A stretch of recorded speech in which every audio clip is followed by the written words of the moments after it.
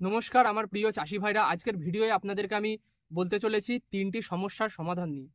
ভিডিওটা বানানোর মূল উদ্দেশ্য হচ্ছে, আমার কাছে বহু কমেন্ট এসেছে যে তিনটি বিষয়ের ওপর। সেটি প্রথম হচ্ছে পাতা কোঁকড়ানো আলুর গাছ যখন বড় হচ্ছে, মোটামুটি ওই 25-30 দিন বয়সে গাছটার পাতাটা কুঁকড়ে যাচ্ছে, এটা হলো প্রথম সমস্যা। দ্বিতীয় হচ্ছে আলুর গাছের মধ্যে ধসা লেগেছে প্রচুর পরিমাণে, এবং সেটা কারোর ক্ষেত্রে হয়তো পোড়া ধসা, কারোর ক্ষেত্রে গলা ধসা। এই হচ্ছে 2 নম্বর সমস্যা। 3 নম্বর যে সমস্যা সেটা হচ্ছে আলুর গাছ, বড় গাছ, সেটা ঝিমিয়ে মারা যাচ্ছে। আলুর গাছ অনেক সময় কি হচ্ছে, গোড়া থেকে আলুটা পচে গিয়ে মারা যাচ্ছে, অনেক সময় ভাইরাস বা ব্যাকটেরিয়া জনিত কারণে আলুর গাছটা মারা যাচ্ছে। এই তিনটে রোগ সম্পর্কে আপনাদের সঙ্গে আজকে আলোচনা করব, একদম ডিটেলে, ফুল ডিটেল আলোচনা করব। তার কারণ কি, কারণে হচ্ছে, তার প্রতিকার কি, বা কি ওষুধ ব্যবহার করলে এই রোগটা আপনারা নির্মূল করতে পারবেন। ভিডিওটা মনোযোগ সহকারে সম্পূর্ণ দেখবেন, শুনবেন, তারপরে কিন্তু কোনো ডিসিশন বা কিছু ওষুধ ব্যবহার করবেন। তবে আপনাদের রোগের যে সমাধান সেটা 100 ভাগ হবে, এটুকু আমি আশা রেখে ভিডিওটা শুরু করছি। বন্ধুরা, প্রথমে আমার পিছন দিকে আলুর গাছটা একবার লক্ষ্য করুন। আমি আপনাদেরকে ভালোভাবে জুম করে দেখাচ্ছি। দেখুন, কোনো কি আপনারা রোগ দেখতে পাচ্ছেন? আলুর গাছ দেখুন একদম পুরো সুস্থ সবল এবং পরিষ্কার আলুর গাছ দেখতে পাবেন। কোনো রোগ নেই, কোনো পোকা নেই, কিচ্ছু নেই। তা এই গাছটাকে আমি মেনটেন করেছি কিভাবে, সেটা আপনাদের সঙ্গে তুলে ধরবো। পরিচর্যা সাথে যে তিনটি বিষয় বললাম সেগুলো আপনাদেরকে ক্লিয়ার করব, ওষুধ বলবো এবং প্রতিকার ব্যবস্থা বলবো। ভিডিওটা সম্পূর্ণ দেখবেন, ভালো লাগলে চাষি বন্ধুদের মধ্যে শেয়ার করবেন, একটা লাইক করবেন, আর অবশ্যই যদি চ্যানেলে নতুন এসে থাকেন তো সাবস্ক্রাইব করে বেল আইকনটাকে বাজিয়ে দেবেন। তাতে করে বিগত যে ভিডিওগুলো সেগুলো তো দেখতে পাবেনই, এবং পরবর্তীকালে যে গুরুত্বপূর্ণ আলুর পরিচর্যা আসবে, বোরো ধানের পরিচর্যা আসবে, সেগুলো তো আপনারা মিস করবেন না। তাই চ্যানেল অবশ্যই সাবস্ক্রাইব করবেন। আসুন ভিডিওটা শুরু করি আর আপনাদেরকে জিনিসটা বলি। আচ্ছা, প্রথমেই বলি এই আলু গাছের মধ্যে আমি কি পরিচর্যা করেছিলাম যাতে আমার আলুর গাছটা এত ভালো রয়েছে। কিন্তু প্রথম যেটা করেছিলাম আমি, 25 দিনের মাথায় প্রথমে এখানে কিছু জমিতে আমি কপার অক্সিক্লোরাইড, যেটা টাটার ব্লাইটক্স বা আপনারা ক্রিস্টাল কোম্পানির ব্লু কপার নামে পান, সেটা আমি 40 গ্রাম প্রতি 15 লিটার ব্যারেল পিছু স্প্রে করেছিলাম। সাথে ল্যান্সার গোল্ড আমি কিন্তু মিশিয়েছিলাম। যেহেতু কপার আছে সেহেতু মেশাতে ভয় হচ্ছিল, কিন্তু ওষুধটা কোনোভাবেই কেটে যায়নি বা নষ্ট হয়নি, সে কারণে আমি মিশিয়েছিলাম। তো এটা স্প্রে করার পরে আজ অবধি আমি কিন্তু এখানে কোনো রকম কোনো ভিটামিন বা কোনো ছত্রাকের ওষুধ এখন অবধি স্প্রে করিনি। তাতে গাছটা কত সুন্দর এবং কত সুস্থ সবল আছে সেটা আপনাদের চোখের সামনেই কিন্তু আমি ভিডিওর মধ্যে তুলে ধরছি। আচ্ছা, এরপরে আপনারা যদি এই পরিচর্যাটি করে থাকেন এবং তার সত্ত্বেও আপনাদের জমিতে কোঁকড়ানো রোগ বা হয়তো এই যে ডাম্পিং অফ বা আপনার গোড়া থেকে গাছটা পচে গিয়ে গাছটা ঢলে মরছে, ঢলে পড়ে যাচ্ছে, কিংবা আপনাদের ঝিমিয়ে মরে যাচ্ছে, কিংবা আপনাদের ধসা লেগেছে, এই রোগগুলো যদি এসে থাকে, তাহলে কি পরিচর্যা করবেন বা কি ওষুধ দেবেন? প্রথমে এক এক করে আরম্ভ করি। প্রথমে বলি যে যাদের গাছে দেখছেন যে কোঁকড়ানো রোগ, মানে পাতাটা দুদিক থেকে মুড়ে যাচ্ছে, কোনো রকম মানে শুকনো ধসার লক্ষণ নেই, পাতাটা কিনারা থেকে দেখবেন শুকনো ধসা থাকলেও পাতাটা কিনারা থেকে মুড়ে আসে, এবং মুড়ে আসার সাথে সাথে পাতার কিনারা বরাবর পোড়া পোড়া দাগ কিন্তু লক্ষ্য করা যায়। যদি ওইটা দেখতে পান তার মানে সেটা শুকনো ধসা, বা আপনার হচ্ছে যেটা ব্যাকটেরিয়া জনিত কারণে যে শুকনো ধসাটা ধরে সেটা আপনারা প্লান্টোমাইসিন বা আপনারা হচ্ছে কাসুকামাইসিন দিলে কেটে যাবে। যদি সেটা না হয়, শুধুমাত্র দেখছেন পাতাটা কুঁকড়ে যাচ্ছে, কোনো রকম মানে পাতার মধ্যে কালো রঙের দাগ বা স্পট কিছু নেই, নর্মাল যেমন একদম সুস্থ সবল গাছের যেমন পাতার রং হয় সেরকমই রং, কিন্তু পাতাটা তবুও দুদিক থেকে ভাঁজ হয়ে বা মুড়ে যাচ্ছে, এটা বন্ধুরা হচ্ছে এক ধরনের ভাইরাস গঠিত রোগ। আলু চাষ করতে গিয়ে গোটা বিশ্বব্যাপী যে রোগটা সবথেকে বেশি ক্ষতিকর এবং ক্ষতি করে থাকে চাষিদের জন্য, সেটা হচ্ছে এই রোগটা। এই রোগের যে ভাইরাসটা তার নাম হচ্ছে পটাটো লিফ রোল ভাইরাস বা PLRV। বুঝতে পারলেন? এই হচ্ছে ভাইরাসের নাম। এই ভাইরাসটা বন্ধুরা আলুর বীজের সঙ্গে আসতে পারে, কিংবা জমির মাটিতে যদি আপনার ভাইরাসটা থেকে থাকে সেটা আপনার গাছের মধ্যে সংক্রামিত হতে পারে। এছাড়াও আপনার কিন্তু যদি আপনি আক্রান্ত জমির আগে থেকে যে জমিতে এই রোগটা ছিল সেই জমির আলুকে যদি বীজ হিসাবে ব্যবহার করে থাকেন সেক্ষেত্রেও আপনার এটা হতে পারে, কিংবা পার্শ্ববর্তী জমিতে যদি রোগটা থাকে সেটা কিন্তু আপনার ভাইরাসটা আপনার জমিতে এসেও কিন্তু আক্রান্ত করতে পারে। এটা হলো রোগের কারণ। এবারে বন্ধুরা বলি এর মানে কিভাবে আপনি চিনবেন। প্রথমে হচ্ছে আপনার এই যে গাছটা, এটা দেখবেন দুপাশ থেকে এরমভাবে মুড়ে যাচ্ছে, এবং মুড়ে গেলে আপনাকে সঙ্গে সঙ্গে তৎক্ষণাৎ কিন্তু ব্যবস্থা নিতে হবে। একটা কথা বলে রাখি, এই ভাইরাসের কোনো রকম কিন্তু প্রতিকার বা ওষুধ নেই, তবে একে মানে আপনি প্রতিরোধ করতে পারেন, বা আপনি যদি ব্যবস্থাপনা নেন তাহলে রোগটা কিন্তু এক গাছ থেকে পরবর্তী গাছে বা এক জমি থেকে অন্য জমিতে ছড়াবে না। এটা যে বাহক বা এই রোগটাকে যে মানে পোকাটা আপনার এক জমি থেকে এক জমি বা এক পাতা থেকে আরেক পাতায় ছড়িয়ে দেয়, তার নাম হচ্ছে অ্যাফিডস, বা আপনারা বাংলায় যাকে বলেন জাব পোকা বা চুলচুলে পোকা। বিভিন্ন রকমের পোকা হয় যেগুলো এক পাতা থেকে অন্য পাতায় লাফিয়ে যায়। দেখবেন কিছু হপার আছে বা আপনার শোষক পোকা টাইপের আছে, যেগুলো পাতার মধ্যে কিন্তু এক পাতা থেকে এক গাছ থেকে অন্য গাছে রস চুষে খায়।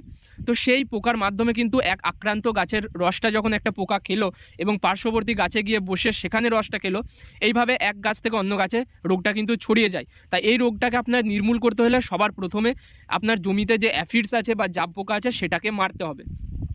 তাই আপনাকে এখানে একটা বিশেষ ইনসেকটিসাইড ব্যবহার করতে হবে, যেটা আপনারা সাদামাছি বা অ্যাফিডস বা জাব পোকা নিয়ন্ত্রণের জন্য ব্যবহার করতে পারেন। সেটা হচ্ছে ল্যান্সার গোল্ড।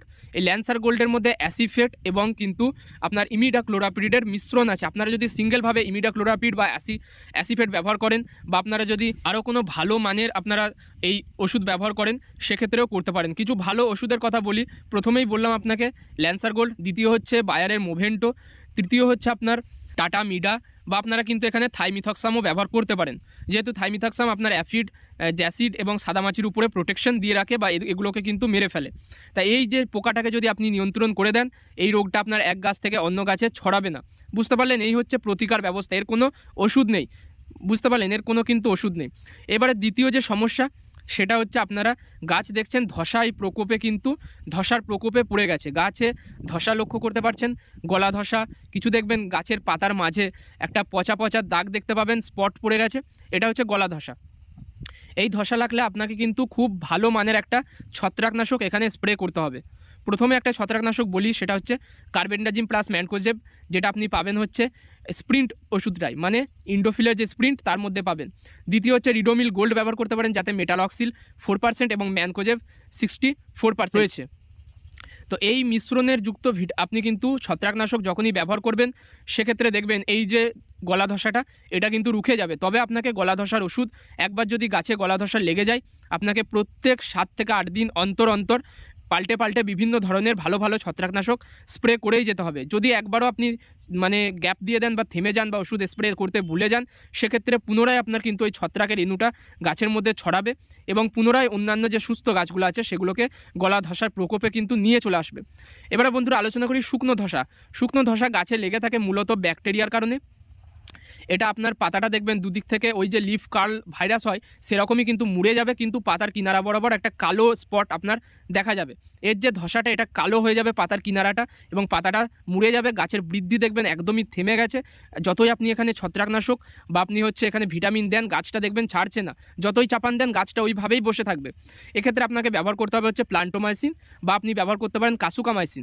প্লান্টোমাইসিন আপনারা নেবেন 15 গ্রাম প্রতি 15 লিটার ব্যারেল পিছু, এবং কাসুকামাইসিন যদি ব্যবহার করেন সেক্ষেত্রে আপনারা নেবেন 30 গ্রাম প্রতি 15 লিটার ব্যারেল পিছু। সাথে আপনারা ব্যাবিস্টিন মেশাবেন।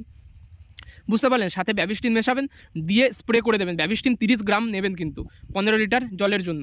এটা মিশিয়ে স্প্রে করে দেবেন। দেখবেন এই যে রোগটা বা এই যে আপনার শুকনো ধসাটা, সেটা কিন্তু 100% আপনার জমি থেকে নির্মূল হয়ে যাবে। আচ্ছা, তৃতীয় যে সমস্যাটা সেটা আপনাদেরকে বলি, সেটা হচ্ছে মারাত্মক একটি সমস্যা। আলুর গাছ মাটি থেকে বেরোলো, মাটি থেকে বেরোনোর পরে আলু ধরার আগে অবধি কিন্তু গাছটা দেখছেন ঝিমিয়ে মরে যাচ্ছে। এর আগে অবধি কিন্তু এই রোগটা হতে পারে।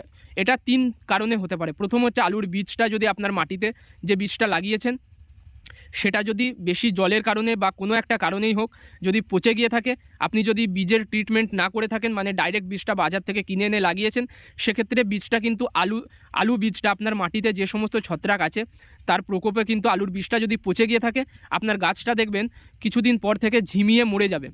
এই রোগের আপনার যে ট্রিটমেন্ট আপনি কি করবেন, এক্ষেত্রেও আপনি কিন্তু মেটালক্সিল ম্যানকোজেব বা কার্বেন্ডাজিম ম্যানকোজেব ব্যবহার করবেন। যদি আপনারা একটু ভালো কোনো ওষুধ দিতে চান, সেক্ষেত্রে আপনারা হচ্ছে BASF কোম্পানির অ্যাক্রোব্যাট ওষুধটা ব্যবহার করতে পারেন।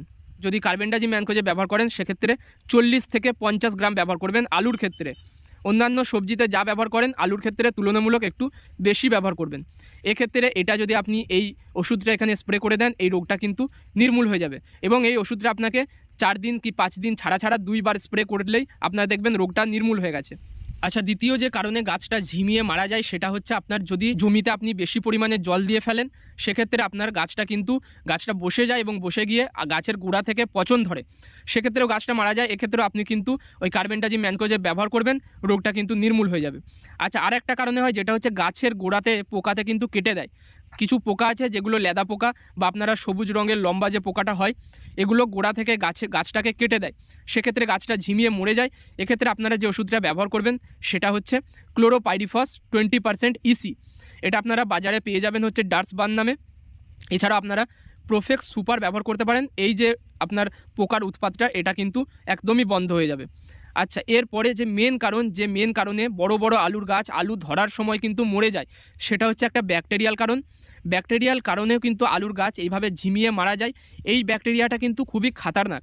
এটা আপনার ওই লিফ কার্ল ব্যাকটেরিয়া নয়, এটা কিন্তু আপনার হচ্ছে এক ধরনের ডাম্পিং অফ ব্যাকটেরিয়া। মানে গাছটাই যদি এই ব্যাকটেরিয়া ধরে যায়, আপনার কিন্তু গাছটা মাঝখান থেকে পুরো কালো হয়ে যাবে, গাছের যে শিরদাঁড়াটা, এবং গাছটা মারা যাবে, ঝিমিয়ে মারা যাবে। এই রোগটা আপনি চিনবেন কিভাবে? গাছ একটা তুলে মাঝ বরাবর ফাড়বেন, ফেরে যদি দেখেন গাছের ভিতরে কালো রঙের আপনি যে কাণ্ডটা সেটা কালো রঙের হয়ে গেছে, সেক্ষেত্রে বুঝবেন যে গাছের মধ্যে ব্যাকটেরিয়াল প্রকোপ দেখা দিয়েছে। এক্ষেত্রে খুব দ্রুত আপনাকে কিন্তু এখানে ব্যবস্থাপনা নিতে হবে।